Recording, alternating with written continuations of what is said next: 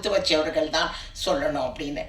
மது சாரை வந்து மலையாளத்துக்குள்ள மட்டும் தயவு செய்து அடக்கிடாதீங்க. அவர் வந்து எங்க தமிழ்நாட்டுக்கும் சொந்தமானவர் தான்.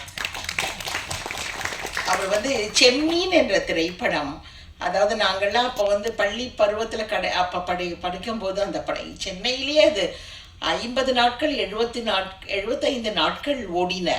கருத்தமா என்ற அந்த நிறைய பெண் குழந்தைங்களுக்கு பேர் வச்சாங்க, அந்த மாதிரி சொல்லலாம். அதாவது அந்த பாடல்கள், அதாவது மது சார் வந்து அந்த அந்த அது ஒரு காவியம். அந்த படம் வந்து காவியம் அப்படின்னு தான் நம்ம சொல்லலாம்.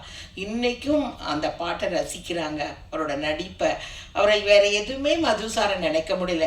இன்றைக்கும் நம்ம வந்து செம்மீன் பட ஒரு சம்பவனாக அந்த படத்தில் சாஞ்சிட்டு அந்த மானச மயிலே வரும் அப்படின்னு அந்த பாடல் வந்து எத்தனை இனிமையான பாடல்.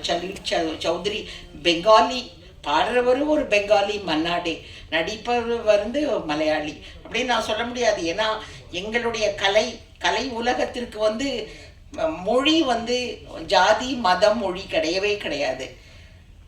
நான் வந்து யார் அப்படின்னு நான் சொல்லணும்னு நினச்சேன். நான் ஏதோ ஒரு இதில் அப்படியே நான் வந்து திரைப்பட உலகத்தை சேர்ந்த பெண்மணி தான். 1950 என்னுடைய மாமனார் திரு ஏஎல் ஸ்ரீனிவாசன் ப்ரொடக்ஷன் கம்பெனி ஆரம்பித்தார். 4 முதலமைச்சருக்கு சம்பளம் கொடுத்தவர். கலைஞர், எம்ஜிஆர் அவர்களுக்கு, கலைஞருக்கு பணம், எம்ஜிஆர் அவர்களுக்கு திருடாதே என்ற முதல் சமூக படம், ஜெயலலிதா அம்மையாருக்கு வந்து கந்தன் கருணை, என்டி ராமராவுக்கு தெலுங்கு படம். மலையாள படங்கள் 5 படங்கள் எடுத்தார். புட்டண்ணா கனகல் உங்கள் எல்லாருக்கும் தெரியும், எஸ்ஆர் புட்டண்ணா கனகல். அவர் கன்னடத்துக்காரர். அந்த கன்னடத்துக்காரரை என்னுடைய மாமனார் திரு ஏஎல் ஸ்ரீனிவாசன் அவர்கள் தான் பூச்சக்கன்னி என்ற ஒரு மலையாள படத்தில் அறிமுக டைரக்டராக அறிமுகப்படுத்தினார். பார்த்துக்கோங்க. அதுக்கு கவியரசு கண்ணதாசன் வந்து என்னுடைய சிறிய மாமனார். ஸோ நம்ம மது சார் இவங்களெல்லாம் ஏஎல்எஸ் கவிஞரெல்லாம் ஒன்றுத்துக்குள்ளே ஒரு மொழிக்குள்ளே அடக்க எனக்கு விருப்பம் இல்லை. அவர் வந்து கலை உலகத்திற்கே சொந்தம், இந்தியாவின் பொக்கிஷம் அப்படின்னு தான் சொல்கிறது. அதாவது கேரள அரசாகட்டும், நம்முடைய இந்திய மைய அரசாகட்டும் மது சாருக்கு கொடுக்க வேண்டிய அத்தனை பரிசையும் கொடுத்துருக்காங்க. அதனால் வந்து அவரை வந்து இப்போ சமீபத்தில் எங்களுடைய தமிழ் நடிகைகள் எல்லாரும் அவரோட நடித்தவங்க நீங்கள் பார்த்தீங்கன்னா அவங்க சாரதா எல்லாருமே போய் பார்த்துட்டு வந்தாங்க. நான் அவர்கிட்ட விவரம் கேட்கும்போது அவர் நல்ல சந்தோஷமாக அமைதியாக இருக்கிறாருன்னு சொல்லும்போது ரொம்ப சந்தோஷம். அவர் எதுவுமே மறக்கலை. அவர் எதையுமே மறைக்காமல் ஒவ்வொரு நடிகைங்க கிட்டே, ஒரு சக நடிகை கிட்ட அவர் காலகட்டத்தில் நடித்ததையெல்லாம் கதைச்சாரு அப்படின்னு சொன்னாங்க. ரொம்ப சந்தோஷமாக இருந்தது. இதே போல் வந்து இவர் எஃபர்ட் வந்து இவர் டைரக்டர் அவர்கள் வந்து எவ்வளோ கஷ்டப்பட்டிருக்காரு அப்படின்றதுக்கு நான் கண்டிப்பாக பாராட்ட வேண்டும்.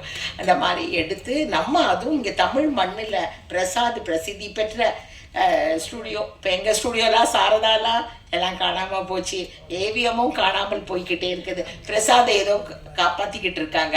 அந்த மண்ணில் ஐயா மது சார் அவருடைய படத்திரையில் பார்க்கும்போது நான் அப்படியே எனக்கு கண்ணில் என் பக்கத்தில் இருந்த கவனிச்சிருப்பாங்க, கண்ணீர் விட்டுட்டேன் நான். அவ்வளவு டச்சிங்காக, அவ்வளவு சந்தோஷமாக இருந்தேன். எங்களுடைய நடிகை, எங்களுடைய தலைமகன் மது சார் தலைமகனுக்காக இப்படி ஒரு டாக்குமெண்டேஷன் பண்ணி கண்டிப்பாக உலகமெல்லாம் அத்தனை ஃபில்ம் ஃபெஸ்டிவல் எங்கெங்கே இது ரீச் ஆகணுமோ அந்தந்த இடத்துக்கு ரீச் ஆகணும்.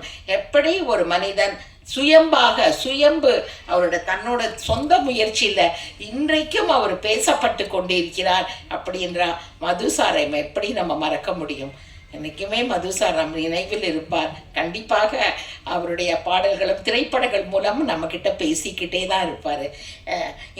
இந்த படத்தில் ஒர்க் பண்ண அத்தனை டெக்னீஷியன்ஸ், அத்தனை உழைப்புக்கும் நான் மரியாதை செலுத்துகிறேன். நன்றி, வணக்கம்.